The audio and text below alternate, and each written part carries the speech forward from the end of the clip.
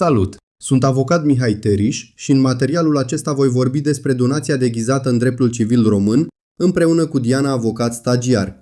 În dreptul civil român, donația deghizată reprezintă o operațiune juridică prin care voința reală de a gratifica o persoană este ascunsă sub forma unui alt act juridic aparent cu titlu oneros. Cu alte cuvinte, părțile nu declară în mod direct că se realizează o liberalitate, ci maschează acest transfer sub aparența unei vânzări, a unei cesiuni sau a unui alt contract civil. Câteva cuvinte despre noțiunea juridică a donației deghizate. Donația deghizată este acea liberalitate prin care o parte transmite un bun sau un drept cu intenția de a gratifica, însă actul exterior este unul simulat. Forma aparentă este de regulă un contract cu titlu oneros, însă cauza reală este una gratuită. Prin urmare, există o disociere între voința reală și voința declarată. Această diferență este esența juridică a simulației. În continuare, voi prezenta condițiile donației deghizate. Pentru a ne afla în prezența unei donații deghizate, trebuie îndeplinite cumulativ mai multe condiții. În primul rând, trebuie să existe un act aparent, valabil în formă, dar necorespunzător realității juridice. În al doilea rând, trebuie să existe un act secret care reflectă adevărata intenție a părților, respectiv liberalitatea.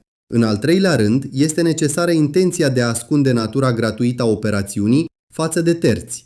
Această intenție este elementul subiectiv central al simulației. Și acum să vorbim despre regimul juridic aplicabil. Potrivit regulilor din Codul Civil, simulația nu este în sine interzisă. Totuși, ea produce efecte juridice specifice. Între părți, produce efecte actul secret, în măsura în care îndeplinește condițiile de validitate ale donației. Față de terți, situația este guvernată de principiul inopozabilității actului secret în anumite condiții de publicitate și bună credință. În plus, donația deghizată trebuie analizată și din perspectiva condițiilor de formă ale donației. Dacă forma cerută de lege nu este respectată, pot interveni sancțiuni de nulitate. Acum să enumerăm efectele juridice ale donației deghizate. Efectele donației deghizate depind de calificarea juridică a actului secret. Dacă actul secret îndeplinește condițiile de validitate, acesta produce efecte ca donație. Dacă însă nu sunt respectate cerințele de formă, capacitate sau consimțământ, actul poate fi sancționat cu nulitate absolută sau relativă după caz. De asemenea, terții de bună credință pot fi protejați în anumite situații, în special atunci când se bazează pe aparența juridică a actului simulat. Și în final să vedem câteva delimitări importante. Donația deghizată trebuie deosebită de alte instituții juridice. Nu trebuie confundată cu donația indirectă, unde liberalitatea este reală și nu există simulare. De asemenea, trebuie diferențiată de actele cu titlu oneros reale, unde prețul sau contraprestația există efectiv. Elementul de distincție esențial îl constituie existența intenției de a ascunde gratuitatea. Cam acestea sunt pe scurt informațiile relevante privitor la donația deghizată. Diana, dacă ai întrebări legate de acest subiect, aș fi bucuros să-ți răspund.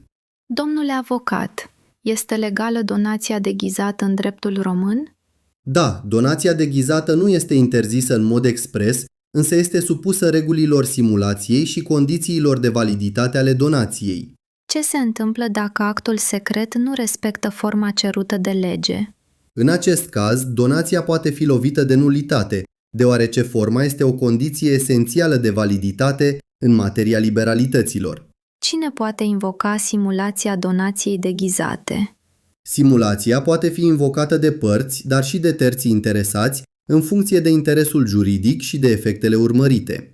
Care este diferența dintre donația deghizată și donația indirectă? Donația deghizată presupune simularea unui alt act juridic, în timp ce donația indirectă este o liberalitate reală realizată printr-un act juridic veritabil, fără ascunderea intenției.